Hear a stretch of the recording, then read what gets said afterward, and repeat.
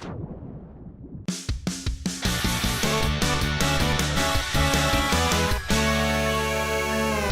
everyone, welcome to GameGorgon. My name's Indigo. I'm Krug. And today we're going to be talking about our review of Sea of Thieves. They like golden chickens and lots of wood. Yeah, f***ing wood. If you haven't seen any of our previous Sea of Thieves content, of which there's a good amount, you can check in the description. We'll have links to those things. We talk about what Sea of Thieves is, some potential problems with Sea of Thieves, fun Sea of Thieves stuff. We have a couple videos on it. Check them out. When I first got into Sea of Thieves in the beta, I was super lost. Like, I didn't know what the hell to do. Someone else ended up showing me who to talk to or what to do. Even though I'd been watching videos and been paying attention, I had no idea what to do. Like, you get into the game and you know what to do because someone else has taught you how to do it. Because, like, even when you first started playing, you and I got into a game, you're like, what do I do? And I'm like, just follow me. Yeah, like, for example, it doesn't show you where to find your ship. Like, you see a ship on the dock, but you're like, is that mine? Can I take that? Well, and technically, if you spawn into a world where there's someone else that is on that location, you could accidentally go onto their ship. Right. I didn't have the opportunity in my life to play the beta. I had the ability. I had an account that had access to the beta. I would like to point out in a previous video when he said... In every previous video post-beta? That he said, oh, I got an email, but it was for this crazy user... Soulmirror15 was the user. It was like Shadow Falcon 39 or something really, really douchey that I'd never, ever use as an account name, especially when I was 11. That was my account that actually ended up being my account. I don't know where that name came from. I don't want to hear your bullshit in the comments. Just want you to leave it alone. I already changed it to Krug, so you can just get out. Stay here and watch the video, but also in spirit, get out. I loaded into my first game with Indigo, and he kind of showed me the ropes, where to get missions, how to vote for missions, like the do's and don'ts of the ship, like how to manage the sails. It was pretty intuitive, I'd say. Like, if you go up and talk to the NPCs as you see them, you'll get a pretty good idea of what they all do. Some of them are shops. If you get to the dialogue options and it says, let me browse your wares, then you're like, oh, okay, this is obviously an NPC. After the beginning tutorial... Getting acclimated. Yeah.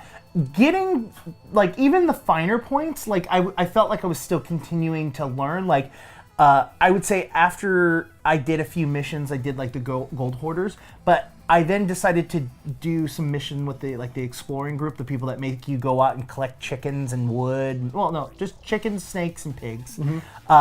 When I went out and started doing missions with them, I actually got a mission, went on my ship, accepted the mission, and then you have to then go back to them to get the chicken coops. Right. To then go back on your ship, which is, I gotta say, I don't like that at all. No, I think it should be either, like, I think it would be slick if there was an animation of other pirates carrying, like, 3 other, like, just NPC pirates carrying that stuff onto your boat for you. That would be slick. Or, if they don't want to go through the effort, they can just appear somewhere.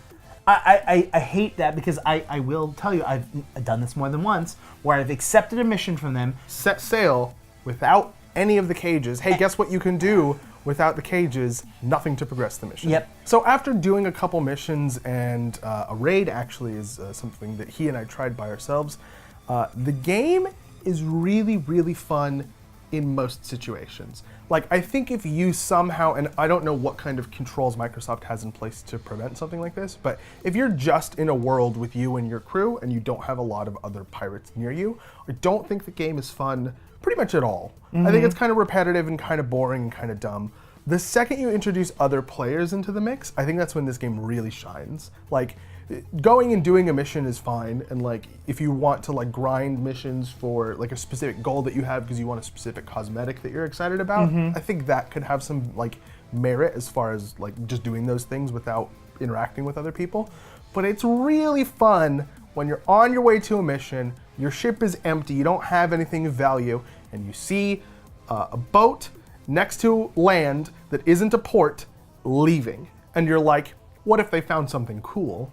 I want to go see if they found something cool. It's just really exciting. Like, it's really satisfying to win. And honestly, even if you lose, because we've lost a couple of sea battles, it's still pretty fun. And there's not just a single approach to situations like that. You don't just like go in guns blazing. it's really, really viable to board someone else's boat and like kill them that way. There are powder kegs that you can take onto your boat if you're brave, and then like pick them up, carry them onto somebody else's vessel, put them under the hold, and just shoot them, and they explode and do tons of damage. And you just get to watch the enemy sink. I don't think we've tried that yet because I'm not brave enough to put one of those on the ship that I'm on. Some scary stuff. Also, Indigo has a habit of blowing them up whenever any teammate is standing next to them. Definitely on purpose. There's also like quests that you can just find in the world that I think are really interesting. Those actually I find are the more fun quests Yeah. to do.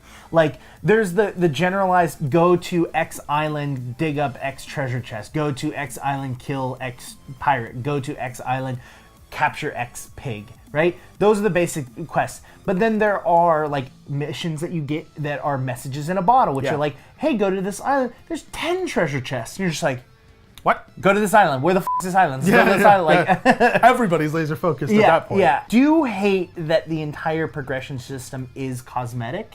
Right. And like we've kind of been spitballing in our chat that we've been like talking back and forth about what we think would be really fun to like add to the game. Yeah. Like, you know, if you're going to be the captain and steer the boat, I think that if you were on the boat for a long period of time, or, you know, if you are within proximity of rocks, you get like X amount of like little like points or whatever, and you know you're able to move the wheel quicker, or you're kind of progression for the character. Yeah. Because it sort of feels like they're trying to make it so that the character you're playing is something you're disconnected with until you progress, which is fine. But like, I wanted to play a chubby, brown, bald, bearded guy. Like I don't have a specific requirement for the clothing I'm wearing, but like that character is kind of the character that I connect with the most, and so that's what I want to play.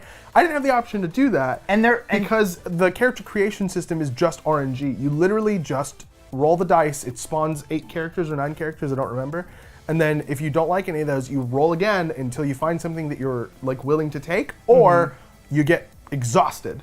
And it has a cool system that we actually didn't talk about in any of our previous videos, where you can favorite one of the characters that it generates for you, just in case you want to go back to it. I didn't even know that. It won't spawn a character in that slot. It'll only spawn unfavorited slots, which I discovered, and I was like, oh, I didn't know that. That's cool. That's useful. I think that there's a lot of just really simple progression, like that they could add to the game. I mean, the downside of that obviously would be that they'd have to balance it, right? Like, how much wheel turning speed is worth how much cannon turning speed, or like cannon fire distance, or like cannon reload time. Like, there's so many things that you could do, and then making sure that they're of equal value. Like, should everybody in your boat focus on cannon training? It just gets to be a little like, And I understand hard to that, balance. but the thing is that right now there isn't anything. yeah. You know what I mean? Yeah, Like, they definitely should add something. Another thing that I think they could try to add, as opposed to like character traits or like easier to pick starting characters to make progression a little more satisfying, would be guns. All the guns are just reskins of the primary guns, and the sword as well. So there's a gun, a shotgun. There's a pistol, a shotgun, a sniper rifle, and a sword. Those are the 4 weapon options. And then everything that you can do to those guns is cosmetic. So you can, I mean, some of them look really cool, and I'm okay with that. Like, I'm cool with grinding to get cool looks for them. But what if the guns were slightly different? What if I could have a sniper rifle that has, you know, a longer range but a slower reload time, or like higher damage but slower rate of fire? Those kinds of differences, I think, are interesting. I think everybody being on even footing in PvP, like, I know exactly what I can expect from my enemies, is pretty bad, because I want to be able to like be surprised. You know, they're in a sloop. I know how many cannons they have. Like, the only variables that exist are how many cannonballs do they have, how many bananas, which are the healing item, do they have, how much wood do they have to repair their ship. It's all quantity based. None of it's qualitative. You know? yeah. And can we talk a little bit about the sniper rifle and the BS distance on it? Oh yeah. Okay, we have to put some footage of Yeah, that. the fact that you shoot and it goes straight It might, down. It might droop a little, right? Maybe. It has a little bit of an arc as it shoots, but it gets to a certain distance, and it's like, oh yeah, gravity's 1,000,000 times stronger now. Boom, and the bullet just goes straight down, and you're like, What would you give it? From 1 to 37 skulls. okay. From 1 to 10, Stars? I mean, skulls are okay. I'll give you skulls. It's To 10. you'd give it 10? No, to 10. Oh. I was reading, no, not a 10. I'd give it a solid 7.8 Okay. out of 10. I think it's really entertaining. I don't think there's enough value in solo play. I don't think it's entertaining enough in solo play. I don't think that a lot of higher tier objectives can be accomplished by yourself. I don't think it's feasible to do them by yourself. And it's just kind of a game that gets all of its fun from your friends. And I don't think games like that deserve a lot of credit. Because really, he's making it fun, not you. Mm-hmm. You know? You've given me the environment to make it fun, but it's really. But you're the other- relying on me to entertain my buddies. Yeah. Which, I mean, good on you. It's working, but It creates entertaining events Yeah. within the game that can't be recreated, which Right. I think is really great. I would give it probably 25, sorry, what was your dumb f***ing number again? 37. Okay, why did you give it that score? I would say, like, if we're gonna go to 10, I would probably give it closer to like a 6.5. Okay, And, it's lower than I expected. and I think it automatically gets a 5 because of just the water. The water. No, I'm serious. The water's gorgeous. The water's gorgeous. The water's gorgeous. And the way the ships interact with the water's good. Yeah, all of that's great. The problem I have is that it's not enough of a game and more of like a simulation. Sure. You know what I mean? Like, it's a simulation of sailing a ship. Yeah. And it's not giving me unique, fun, exciting quests. And not only is it not giving me unique, fun, exciting quests with rewards, but I'm not progressing or gaining any sort of long-term goal. Benefit. Yeah. That's our score. Let us know what you guys think down in the comments. Or you guys can, come and hit us up on Twitter. That's an option. But before you guys go and message us about how our scores are wrong or right, why don't you hit the like button, hit the subscribe button, hit the bell icon so you guys can get notifications for all of our future content. Message me on Twitter at IndigoQT. You can get me on Twitter at QueueTimes. You can also get both of us at _QueueTimes on Twitter. We've been GameGorgon. We'll see you all on the open seas. Yeah.